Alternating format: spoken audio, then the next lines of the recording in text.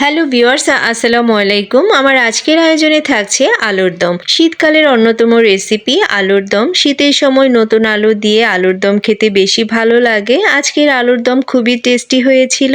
বাসার সবাই খেয়ে এই আলুর দমের ফ্যান হয়ে গিয়েছে। আলুর দম তৈরি করার জন্য নতুন দেশি ছোট আলু সেদ্ধ করে ছুলিয়ে নিয়েছি। এবার প্যানে তেল দিয়ে আলুগুলো সামান্য হলুদ দিয়ে ভেজে নেব। এবার একই তেলে পেঁয়াজ কুচি ব্রাউন করে ভেজে নেব। আদা বাটা, রসুন বাটা আর সামান্য পানি দিয়ে দিলাম যাতে মশলাগুলো পুড়ে না যায়। এবার হলুদ, মরিচ, ধনিয়া ও জিরার গুঁড়া দিয়ে মিক্স করে নেব। স্বাদ মতো লবণ দিয়ে কষিয়ে নেব। 2টা টমেটো পেস্ট দিয়ে আবারও ভালোভাবে কষিয়ে নিব।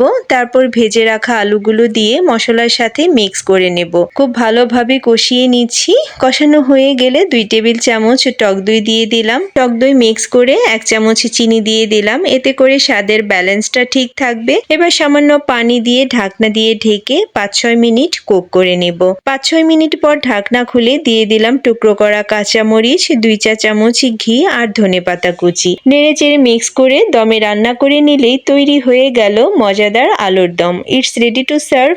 আলুর দম রান্নাটা দেখতে যেমন সুন্দর হয়েছে, খেতেও ভীষণ ডেলিশিয়াস ছিল। আলুর দমের সাথে কিছু লুচিও ভেজে নিয়েছি। এই শীতে গরম গরম আলুর দম আর ফুলকো ফুলকো লুচি খেতে জাস্ট ওয়াও। আল্লাহ হাফেজ।